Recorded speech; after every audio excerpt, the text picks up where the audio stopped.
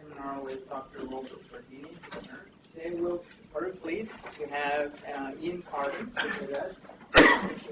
Ian is an old friend of mine since we were both at Berkeley. Currently as a researcher and consultant for his own consulting firm. His research interest is on predication transit-oriented development TOD. So he just got his PhD from the City and Regional Planning Program at UC Berkeley. It's also on the job market, so if you have a good opening, should get in now. Today we're talking about transit planning in the age of TOD. So with that, I will just give the floor to you. All right. Thank you, and I am glad to be here. I will be talking today about transit planning in the age of transit-oriented development, and that was the title of my dissertation. I have been working as a consultant for more than a decade now with transit agencies, cities, regions on TOD policies, and began studying transit planning as an element of TOD policy while at UC Berkeley. So I want to present this today. Let me see if the clicker, let's practice. All right. I want to present today on what I call the upstream elements of TOD planning.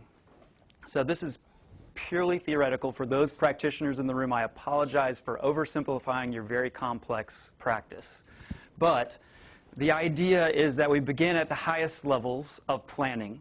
And in blue boxes, I'm going to highlight planning. So state planning, regional planning, through transit planning, down to what might be called district planning, business improvement districts you can think of, land use planning, so that might be a local neighborhood area plan, infrastructure investments in response to those plans, and finally, walks in the private sector.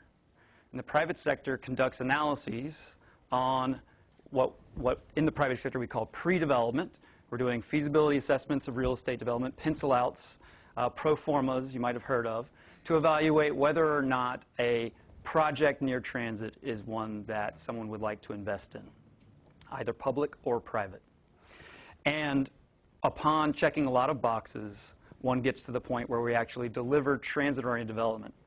And so when I talk about transit-oriented development today, I'm talking about dense development near fixed guideway transit stations that are thought to or believed to provide benefits to the transit agency in particular. So higher ridership from more density around the station, more people living and working and using the station.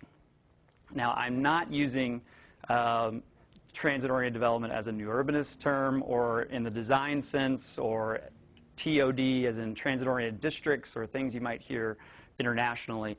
I'm using it in the most simple terms, dense development around a transit station. And the research question that I asked was really related to how these earlier stages inform those later decision makers. And in particular, how transit planners are thinking about TOD as they conduct their work. So I'm going to talk about three main ideas today. The first is that transit plans have been modified to promote transit-oriented development throughout the United States. I'm not going to focus internationally, really looking at the United States.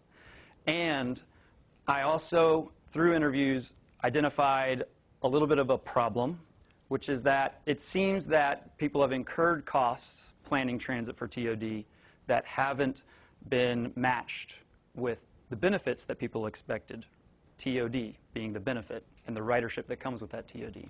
Secondly, through my interviews, it seems that practitioners' TOD theories, their theories of practice, how they go about planning, may contribute to ineffective and inefficient transit investments. And finally, the complexities of real estate development can be addressed within the transit planning process in a number of ways, and I'll discuss those ways. So looking at the literature, what does the literature say about how transit investments relate to transit-oriented development?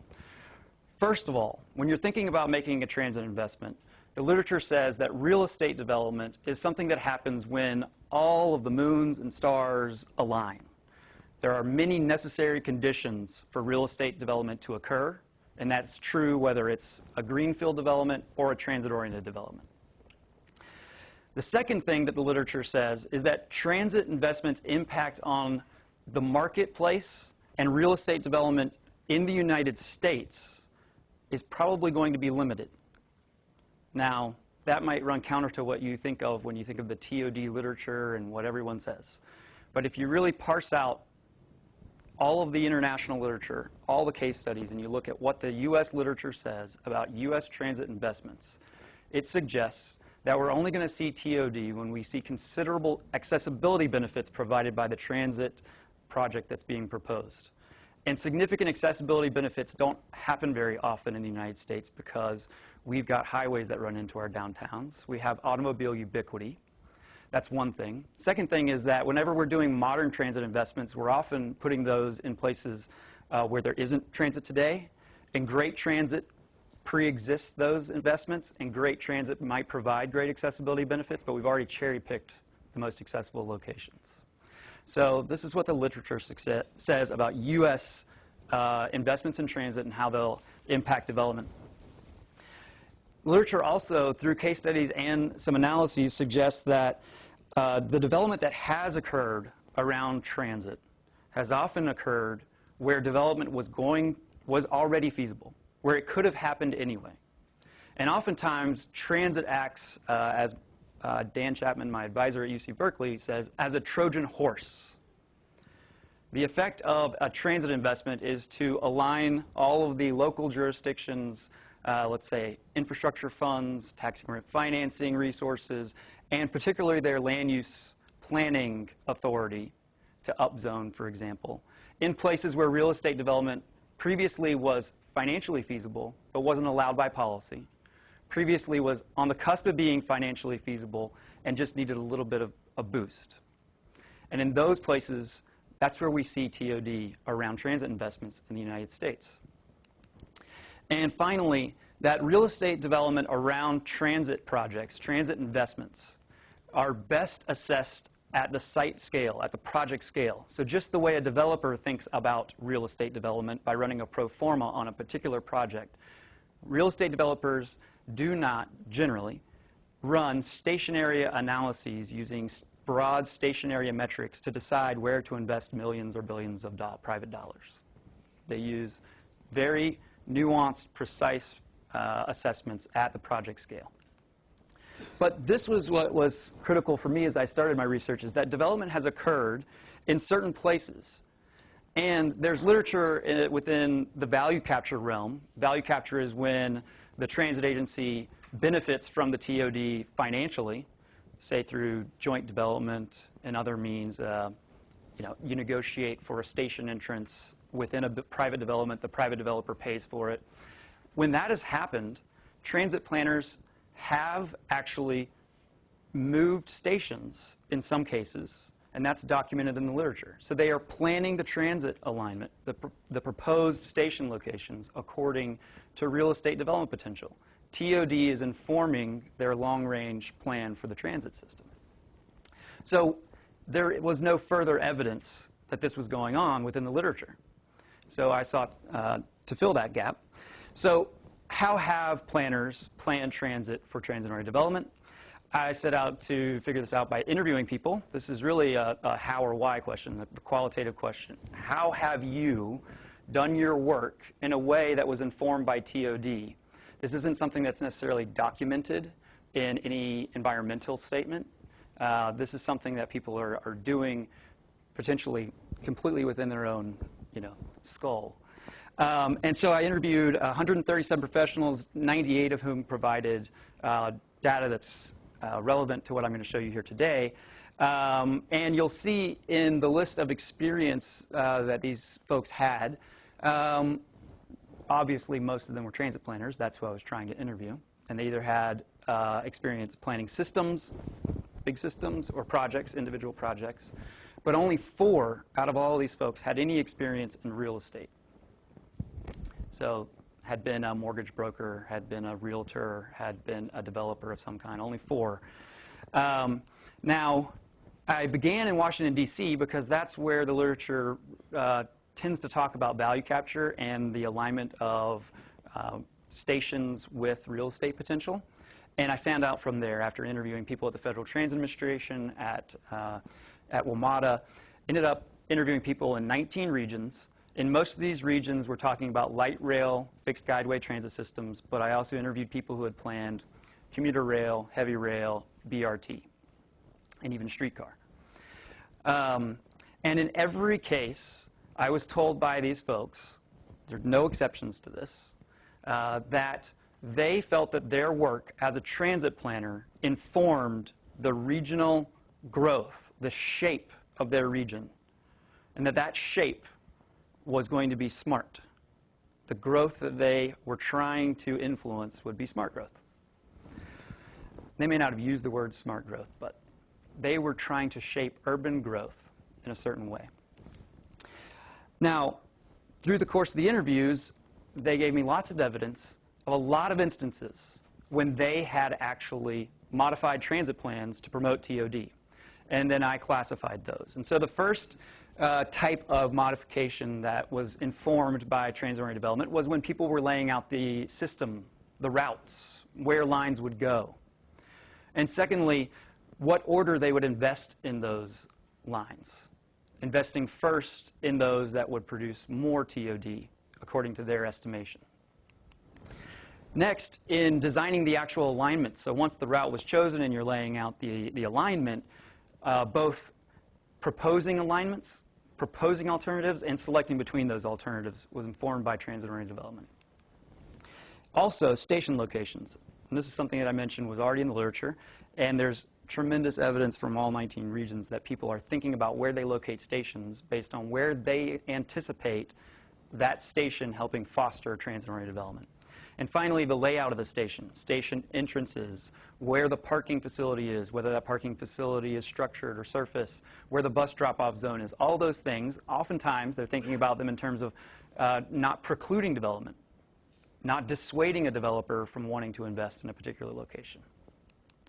So I conducted case studies of 3 projects, and I'll quickly give you insights into one station in Charlotte, though I did the entire first line, interviewed people about the entire first line, which was completely informed by real estate development. It's a case where the entire system plan was informed by land use plans and by anticipated real estate development.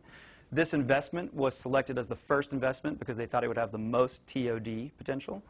And this station in particular is one where they went out of their way to design it in a way that was meant to foster transit-oriented development. So the alignment actually runs along an old freight rail corridor, and the freight rail ran here on a berm to keep it nice and flat so those heavy trains could move quickly through the city. Now, that was the right-of-way they purchased, and that right-of-way would have been where the train was located. They made a strategic decision, and that was to promote real estate development at this site because the land behind that berm was vacant. And they wanted to produce the sort of smart growth visions they had developed within their regional plans. So they decided to move the station out here to the median of this roadway. This is a very busy arterial heading north-south into downtown Charlotte.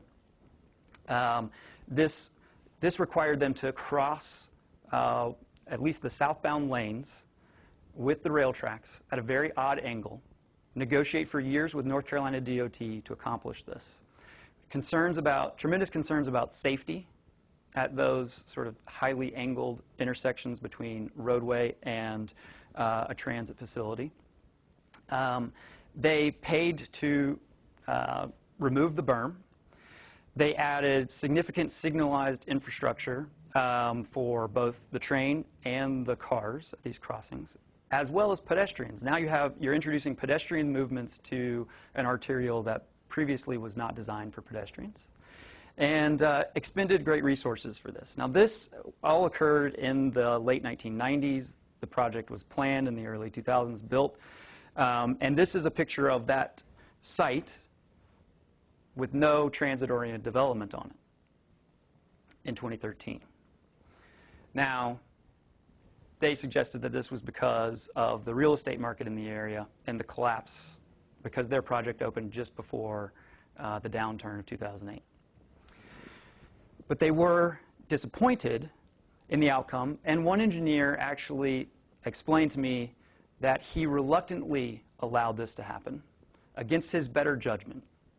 He did not think that the benefits of a development, even on this acreage, would outweigh the expenditures, the cost, the time, the resources of designing it this way.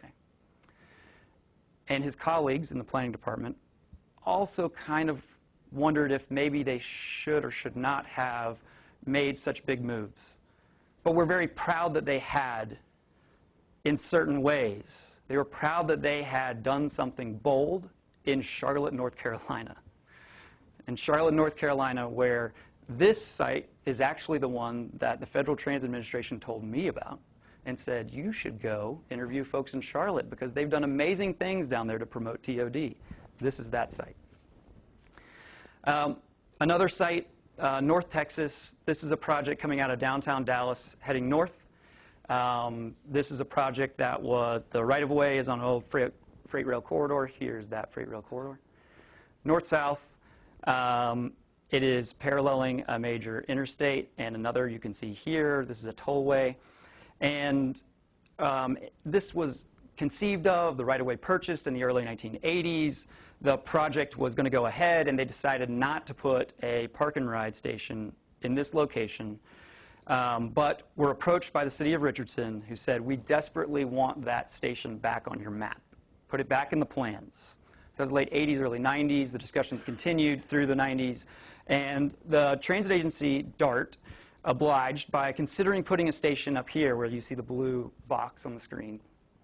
This is closer to existing office buildings and some area that was already under development. But the city of Richardson came back and said, no, we want it down here. So the transit agency considered putting it underneath the roadway. And what you see, those little specks underneath the roadway are actually, that's the park and ride facility. Underneath the roadway. It's a nice shaded area in the summertime. It's a nice protected area from the snow in North Texas that occurs in the wintertime. But Richardson came back and said, no, we're going to do an enormous land use plan. We're envisioning a transit village, this new concept in 1993, 94 called transit-oriented development.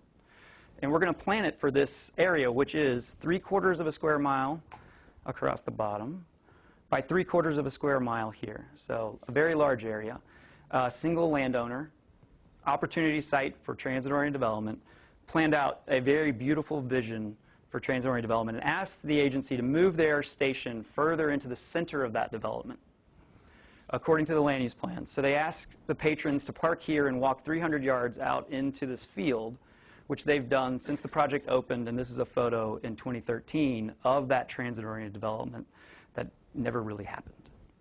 Now, could it happen? Certainly. But were the planners disappointed? In many ways. They kept pointing to the transit-oriented development that had happened one station south, a few stations north, but they had expended resources here.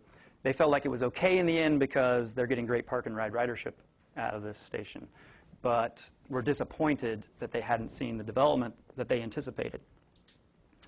Now I'm going to stir up trouble by talking about a case study here, which you might be familiar with that yellow line train.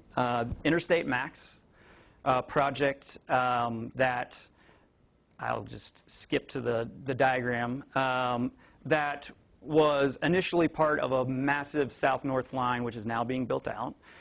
But at the time, with the funding problems that came up through 2 successive failed votes, it was sort of cordoned off as a slice of an overall project that could be accomplished with local funding at the time. And the debate came down to 2 alignments, one that would go along Interstate Avenue, which is where the line gets its name, and I-5. And it would be along I-5 in the existing, part of the existing right-of-way. And the initial plans for these two different alternatives suggested that the alternative along I-5 was superior in many ways. Now, the Interstate Avenue alignment, which is what is built today and which you might ride to school, was considered preferable by the region, by locals, and ultimately built because it would require fewer property takings. It was perceived to have better safety benefits, more eyes on the street at the stations, had fewer I-5 risks. In other words, you'd run into fewer problems planning this project. You wouldn't have to work with the DOT as much, and you might not have issues with off-ramp and on-ramp access as much, and more economic development. And this is what tipped the scales. More economic development, more real estate development along this line in this corridor. And on the other side of the ledger, the other alternative, the I-5 right-of-way, significantly lower capital costs. When you look at this project alone, we're talking about a project that would have cost, if you extrapolate from older cost estimates, around $200 million that ended up costing between $300 and $330 million, depending on whose final cost estimate you use. So we're talking about a 50% increase in cost if you look at this project alone. The I-5 alignment would have had faster travel times by about 2 minutes. It would have been closer to many trip generators, including the community college on the other side of I-5.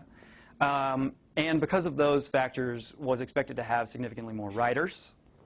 It was also, because it was going to be faster, have lower operating costs. It was going to impact fewer businesses during the construction phases. And it was going to reduce highway externalities for those in housing in this neighborhood who had been impacted through the planning of the interstate. There were actually going to be barriers and berms and sound walls implemented along this corridor that would have actually provided a positive externality of the project to the neighborhoods. And it would not have required TIF funds. The alignment that was built required, I believe it was approximately $30 million in TIF funds to be removed from what had been allocated to, yes? Could you define TIF for some of the folks in the Sure. Redevelopment agency has the authority to freeze taxes on the properties in an area. In this case, this redevelopment area on the east side of I-5, sorry, the west side of I-5. And future increments of property taxes that come into city coffers get split. The taxes that come in get split. Some of the money goes to everybody else. The incremental money beyond the day they start the TIF goes into a TIF fund. And you can finance that money. You can get a bond against it. You can raise funds that you can expend on capital projects. And in this case, it was decided that they would take money out of that TIF fund, that little sort of redevelopment agency slush fund, that was initially allocated to job training programs and other economic development programs, to use it for the transit project. And this was a concern of the community, and there were extensive community meetings about this. But it was ultimately decided that the economic development benefits, in other words, the real estate development that would occur in the area, was going to be more beneficial than the alternative uses of the funds. And many of you probably know the details of that better than I do. But that money was removed from one, so there's opportunity costs there. We could have spent that money on something else. We decided to spend it on transit. And in this instance, as I interviewed people, people in Portland, and you were the Mecca in the United States of TOD, were disappointed in the TOD that occurred around this investment. It wasn't unanimous amongst all the people that I interviewed here, but many of the people that I interviewed here were disappointed, lamented the fact that this investment hadn't achieved the sort of visions that people expected would occur within the time frame that they anticipated it. And I'll just show you two photos. You probably don't need this because you're from here, but when I give this presentation to others, it helps to have a visual of the difference between two of these stations and what costs $130 million to promote TOD. So on the top, you have the Interstate Avenue alignment, and this is the existing conditions, and you can see the Fred Meyer in the background. Now, at the other end of the Fred Meyer parking lot, which you see in the lower picture, less than 600 yards from the existing station site, would be where the station would be located, in the trees on the left-hand side of this image here, near the on-ramps to the interstate. So this is where it would have been. Instead, it's over here in the median of the roadway here. So that's the difference in these transit proposals. Here's another looking north at Killingsworth, and here is the existing condition. You see a project actually being built in this photo, and that project is a TIF-supported project with affordable housing within it. But the alternative would have been less than 800 yards away and much closer to the community college on the other side of the interstate. It would have been located here. And you can see that certainly it would have had impacts on some housing, but you can see the type of barriers that are in place for the interstate, and this would have been bolstered through the investment in the transit project. All right, so this was not fun for me to learn as I conducted my research. I like transit-oriented development. This was sad. So I needed to understand why this is happening, what might we do to fix it.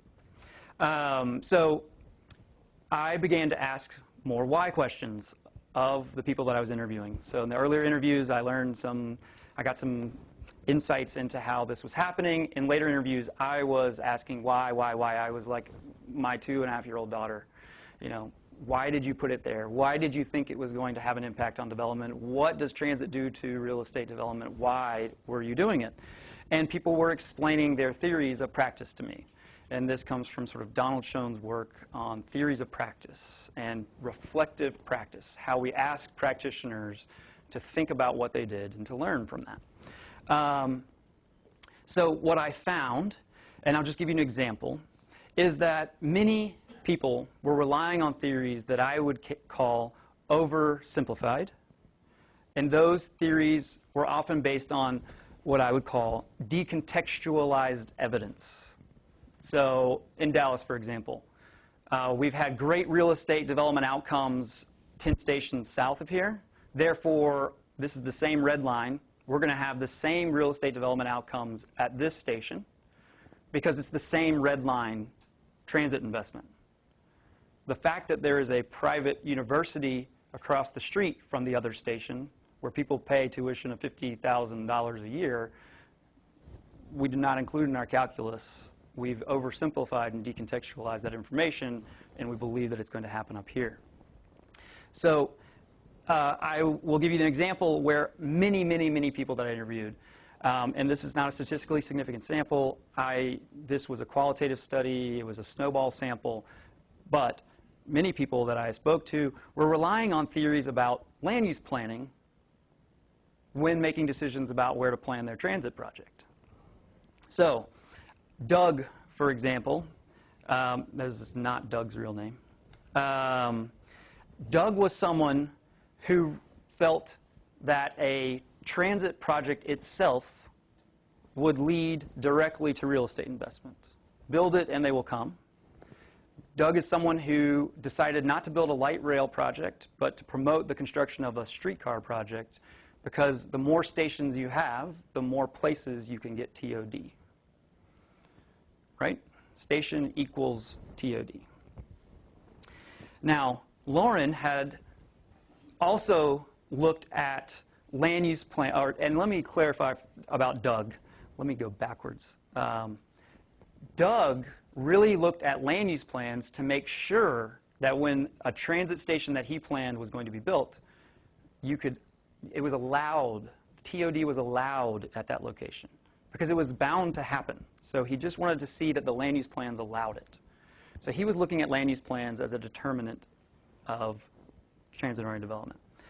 Lauren also looked at land use plans as a determinant of transit-oriented development, but Lauren looked at it a little bit differently.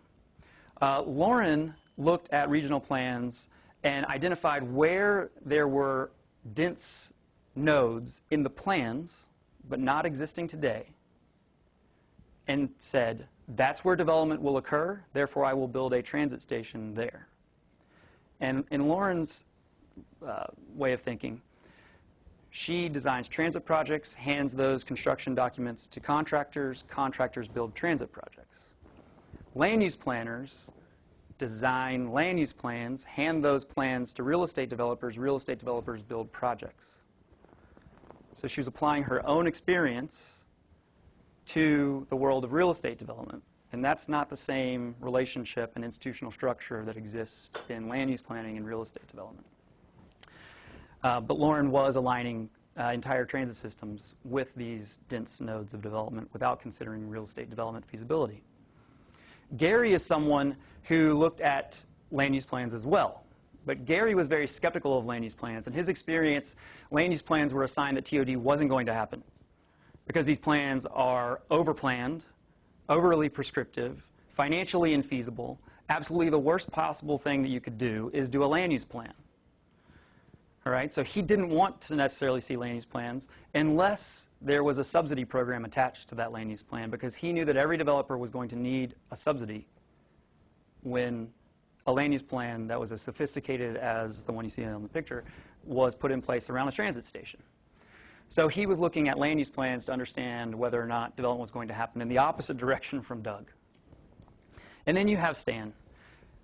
Stan is an example of someone who looked at this much more holistically. Stan had real estate experience, and Stan looked at land use plans as one amongst many factors that informed whether or not real estate development was likely, there was a potential for TOD around the projects that he was planning. So 4 very different people who, when you ask them, off the cuff, why they put a station where they did, they say it's because of land use plans. But 4 very different underlying theories as to why they look at land use plans to inform where they put real estate development. So what's going on here? I believe that transit planners are relying on some of these real estate theories to inform their expectations for transit-oriented development. They have very high expectations of transit-oriented development. Therefore, they support costly transit elements. So they may not actually conceive of these. Politicians may, local land use planners may, but as they're thinking about this and reflecting on it with me in our interviews, they're thinking that, these are good because of the amount of TOD that's going to happen. That's why I was supportive of moving the station here or the alignment there. But then investors come in after the project's built and assess the potential for real estate development in those locations. And those real estate analyses determine that it's not going to be profitable, and developers pass on those opportunities. So those case studies I showed you, a lot of opportunity sites where people have passed on the chance to develop. And then planners in interviews with me lament the fact that there's not been the TOD that they expected. So if we had a closed learning loop, what you would expect to see is that planners would reflect on this. They would reflect on the fact that in 2 transit projects ago, we just didn't see the results. We should change course. We should do it a different way. But what I heard from people is that the rules are the rules. This is the way it works. I'm going to stick to my guns. We're planning the next project the same way. And this is great. What they were doing then is rationalizing everything that they were seeing on the ground. They were rationalizing away all the cognitive dissonance around why TOD wasn't occurring where they thought it would. All right, so why are they rationalizing? There are plenty of theories out there in the literature on why people are doing this. The first one that comes to mind when you think about this is that people might be, strategic misrepresentation is the ivory tower way of saying lying. People might be lying. And this is a very popular theory in the literature on transit from the 1980s and 90s, where people said, there's evidence out there that people are lying. Well, I found very little evidence of that. I did find some. People openly admitted that at times they were just saying there was going to be TOD, even though they knew there probably wasn't. They were writing it on their applications because they wanted the federal funding. But for the most part, that was not the case. It's nothing like what you might assume when you read some of the literature on transit planning from the 80s and 90s. Another thing is that really people had tremendous successes through their processes. So they had built projects. We're talking about, for many of these people, their lifetime is spent building 3 transit projects. And they succeeded at it. Why look back at these minor considerations when you've met your major goals for your life, which is to build transit? And you've not only built transit, but you've successfully brought billions of dollars to your region from the federal government that your region didn't have to pay for. You've gotten maybe your fair share and more, as in the case of Portland, of federal funding for transit. This is incredible. This is success. So why even burden yourself with reflecting on the amount of TOD that happened relative to what you expected when you built the transit project? And then there's the fact that there are just unquestioned norms in our world. We have these paradigms that we live within, and we don't really question those norms, even when there's evidence to the contrary. And I saw plenty of this, plenty of people who started to explain away what had happened based on what they heard at a recent conference, what they've seen in policies, and they don't want to question the norms that they hear. There's really no impending paradigm shift that we're seeing that's going to make them rethink that. Business as usual. The other thing is that we know that public policies actually grow up out of practice. And as they grow up out of practice, those public policies begin to cement and validate certain norms. And federal policy in our country validates many norms that might not be so accurate. As an example, even many of our local policies that promote these types of things are not accurate and may not be effective for us as planners to use. I'll explain more about that in a second. The other thing is that in the literature we talk a lot about professionals, people who practice a certain craft. And the definition of professional actually revolves around one's self-identification with a group of people who act the same.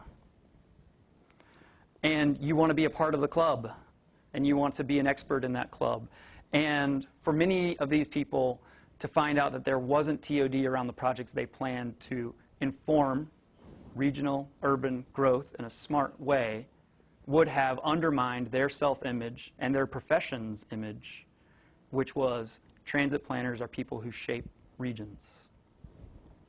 And finally, I found the most evidence that people were relying on simple heuristics. They were relying on other people's theories. They were relying on benchmarks from Hong Kong in Los Angeles because they're dealing with a problem that is incredibly complex. So if you know Mel Weber's theory of wicked problems, he developed that when thinking about the planning of BART in the Bay Area and the wicked problem that existed when trying to plan a transit system. That when you move one element of the project, everything else changes. That when you're trying to think about moving a station here to promote transit-oriented development, you maybe just change the ridership, cost projections, political viability with the council person, you've torn down 3 people's buildings. I mean, imagine that across $1 billion investment. And so what people are doing, I think, I have the evidence to support the notion that they're just relying on what they can handle. This is too complicated. And when they're relying on something they can handle, that they can grasp, it has to be simple. It has to be a heuristic. So one thing that people can handle is whether or not they get a good score on the federal funding requirements. One thing that people can handle is to say, I did well on the federal funding grants. I got my $50 million allocation. I got my $300 million allocation. And I did it because they said I was going to do well in TOD. But the reality of the way that we score TOD in our federal policies is that we look at a lot of criteria, inputs into real estate development, and then we start averaging. So we have 4 criteria about transit supportive plans and policies, and we average those. We get 3 criteria. And then we average those, and we come up with an average score between 1 and 5.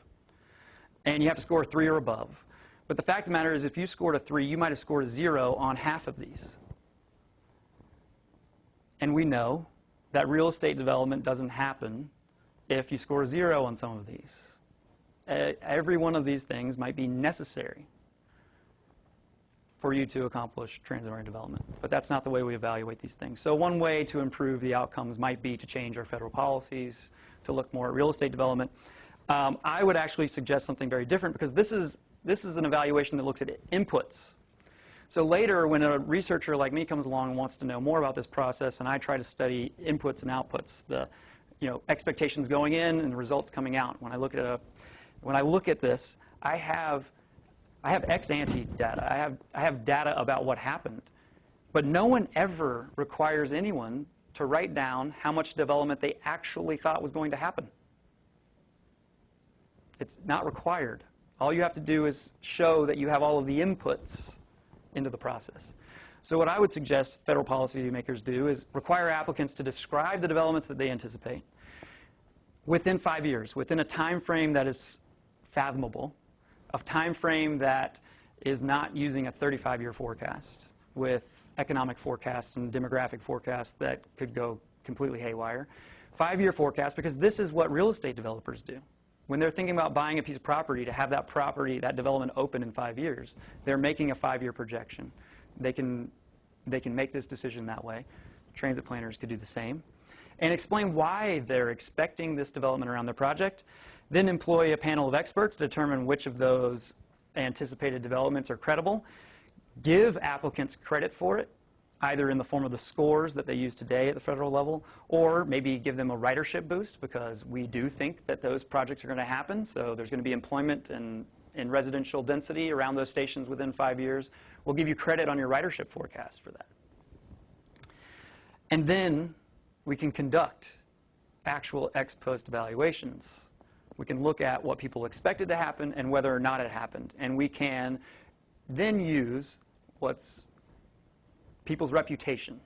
There's reputation risk involved in this. Portland has a great reputation with the federal government. You've managed to attract more federal funding than anyone else relative to the share that you put in to the federal funding program. Congratulations. You've done that because you have a great reputation. You put forward projects regularly. You meet all the requirements. And some places have bad reputations. They don't get funding as often. You've kind of been stealing money from Detroit for a long time. Detroit has a bad reputation as far as the viability of transit projects in Detroit. They don't get money. And so reputation risk does have an important influence on whether or not you can build transit projects.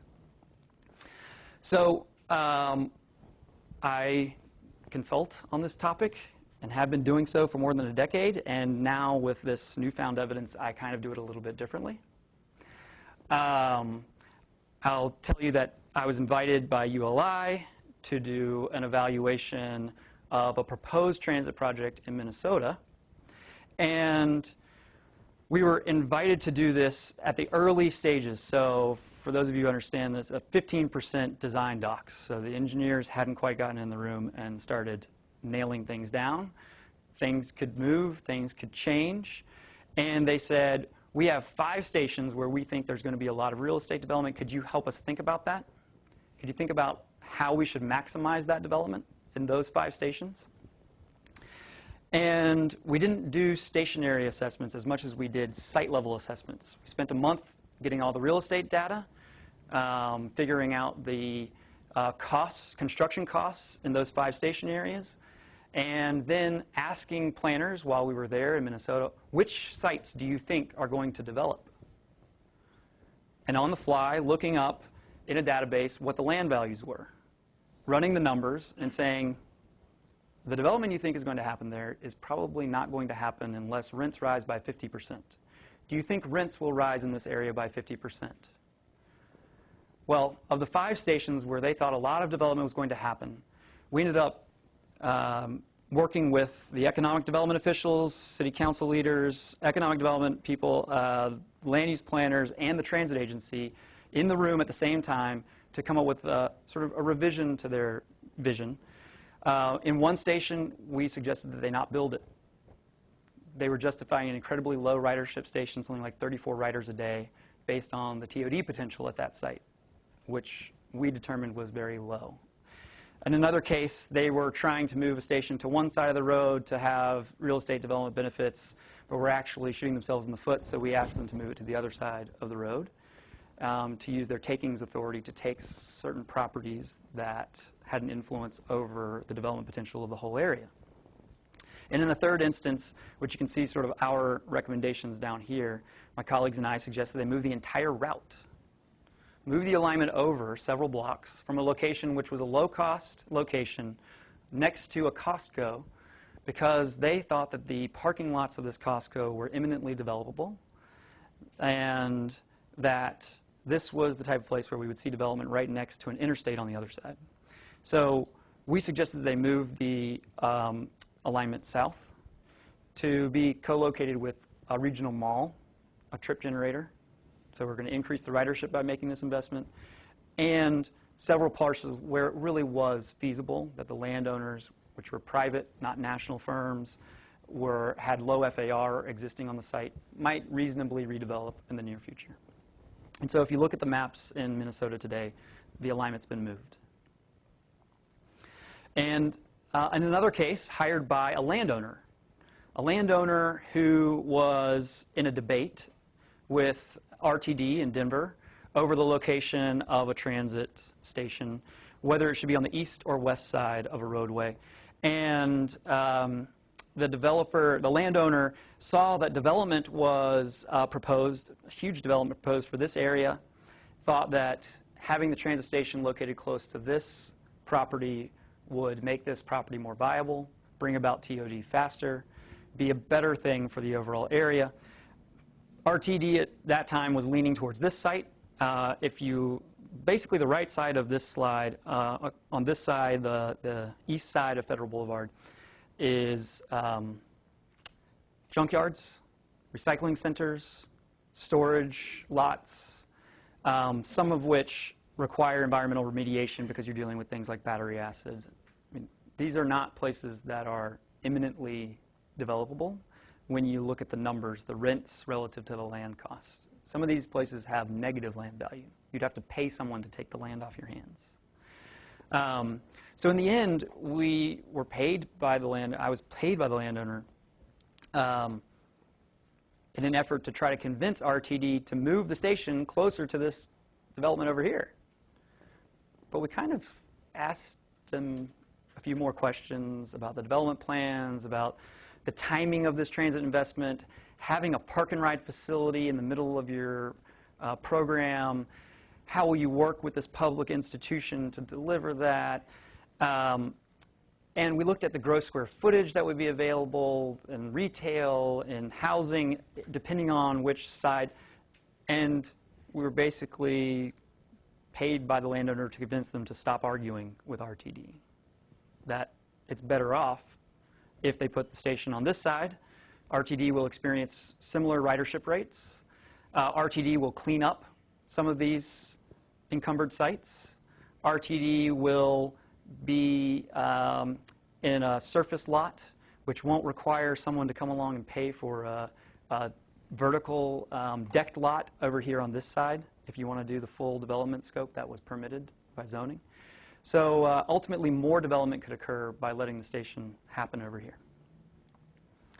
In the end, that's where it's going to be built. So that is, I think, the way we should be thinking about development around transit is at this site scale, running pro formas, thinking about near-term results, thinking about the potential for rents to rise 50% somewhere, 100% in other places before real estate development is feasible, thinking about what are the subsidies required to build the type of development we typically envision around these transit stations, and does the public sector really have the ability to provide that level of subsidy to these types of projects? And I hope that we keep seeing a lot more TOD in the future. So that's the end of my presentation, and I'm glad to take questions now.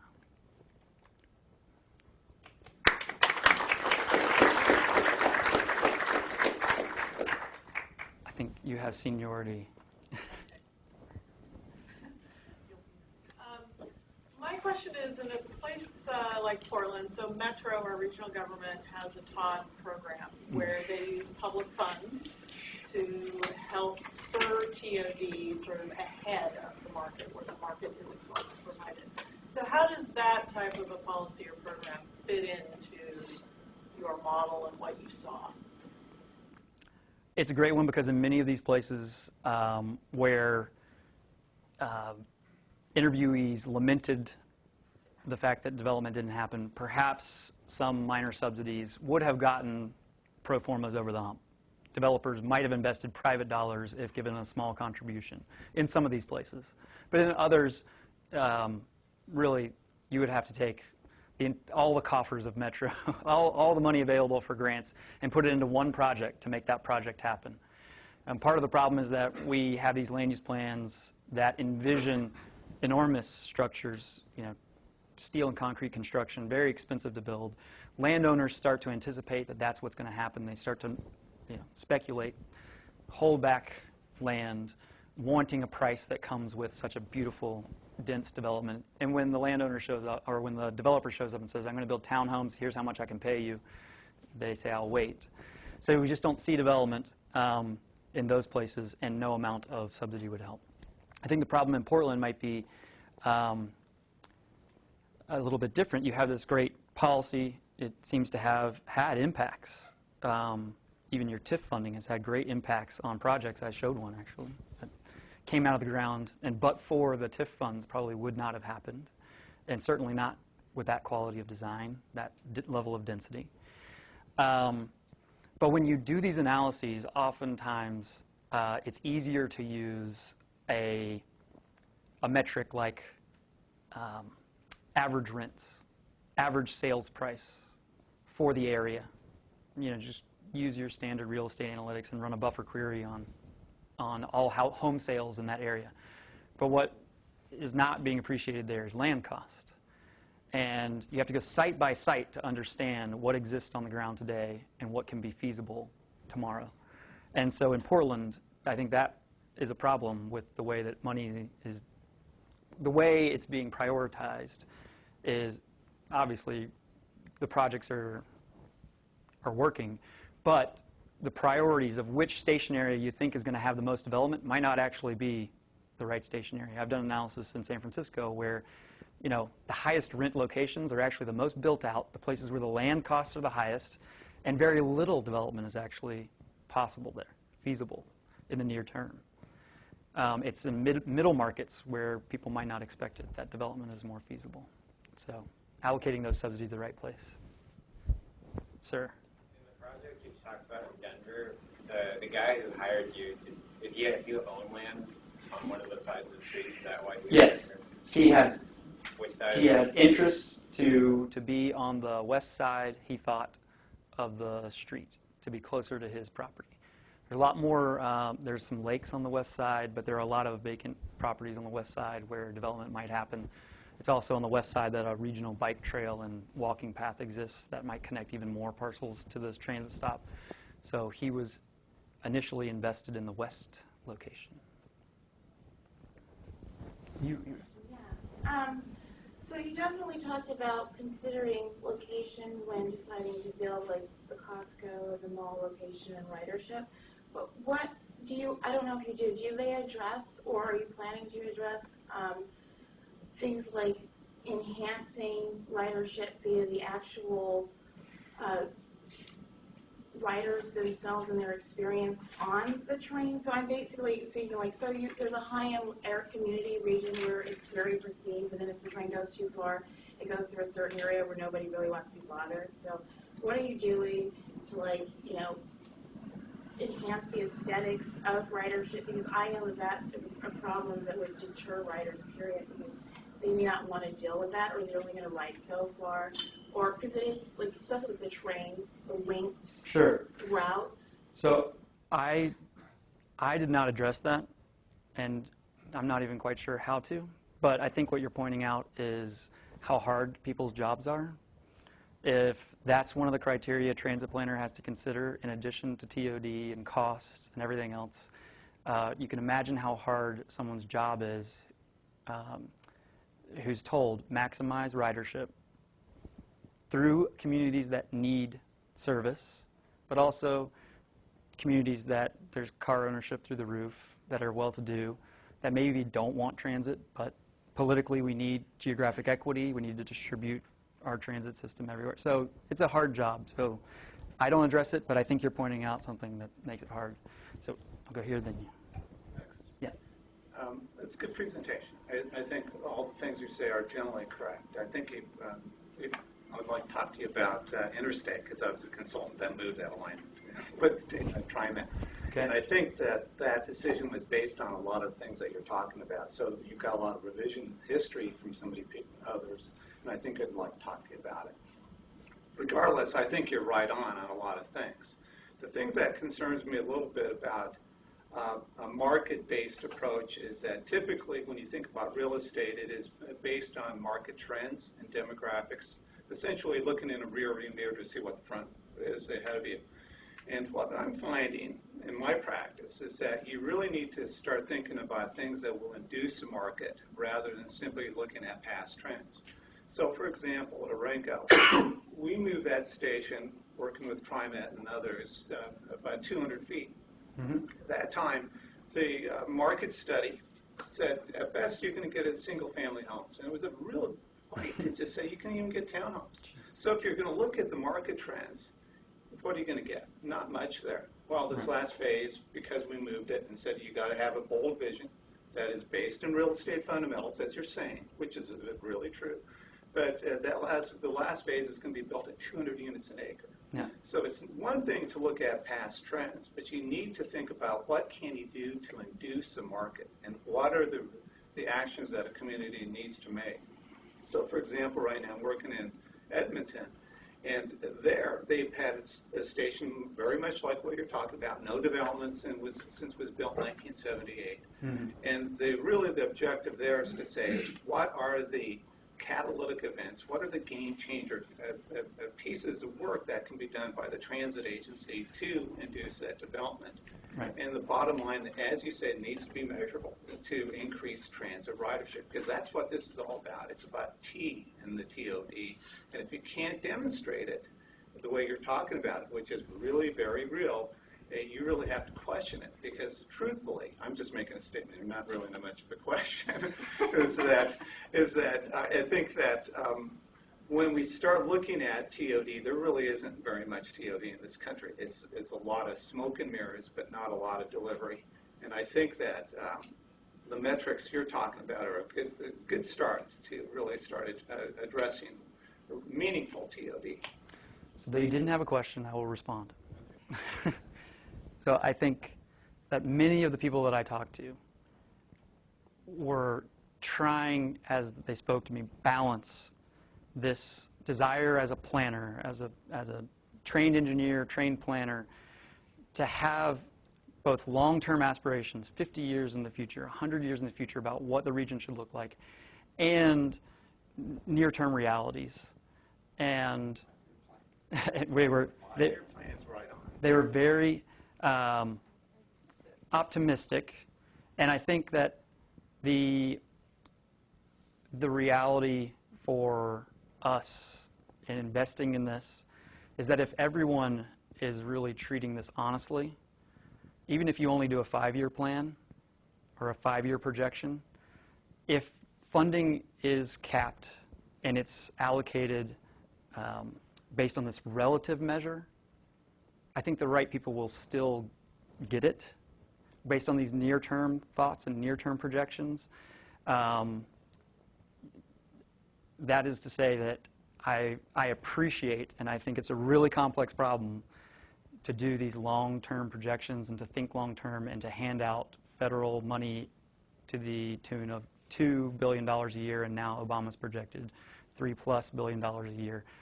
It's risky to leave it to 50-year hopes and dreams, and that is I'm not saying that from me. I'm saying that as what I heard planners struggling with as I interviewed them, that, you know, I had a long-term vision, I had a long-term anticipated result, but I also had a short-term vision that hasn't come to fruition, and now I'm worried that maybe I put my stock in the wrong numbers. So I want to go to the next. I know you have a response. We should talk afterward. You're next. In terms of the oversight, you mentioned how you want to find credibility of the different proposals, whether they would be feasible. But you pretty much convinced me that most of the traffic planners aren't qualified to make those decisions since their projects aren't succeeding in doing what they wanted to. So who do you see as being the consultants on these type of projects? What level of government, or are they in the private market? Who is qualified to be the oversight? Well, I just got back from Vancouver this morning, and in Vancouver, yeah, not across the river. I didn't just come in from across the river. A few more rivers north. Yeah, Vancouver, British Columbia, they have, I was told, real estate staff in the city government that manages their land bank and has extensive experience in running the numbers. And they use that extensively when doing land use planning, transit planning, and other types of planning. In the United States, I'm not aware of many agencies that have that kind of capacity in-house. You have great real estate professionals working in transit agencies who are buying this land, but they also rely on private sector consultants, and that's who we mostly rely on in the United States. We might have a staff of 1 or 2 people in transit agencies or cities who have real estate experience, and they contract with the outside world. So consultants, economic analysis consultants, you have huge firms doing feasibility and impact studies. Those people can do the type of analysis that I'm talking about. It just brings one more dimension of expertise into the room when deciding how to plan a transit project. They exist in the United States. We just have to hire them more often. Maybe require that. I don't know. So. We actually run out of time. So Okay. let's thank Ian for a thoughtful work. Thank you.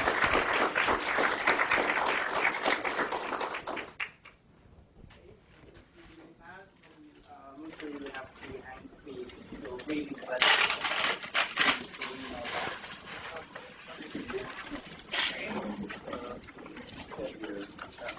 Hi.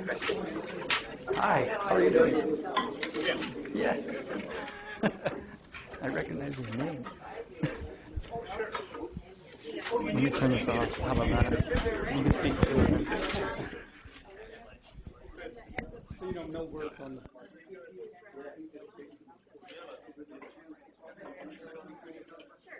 no, he passed away my second year. Which is a 10-year process. Yeah. But I think his point, though, is better that you can't backload things. And I think that's the issue, is that you need to be realistic and say that you've got a development horizon here that you need to address. But for a reason, you've got to be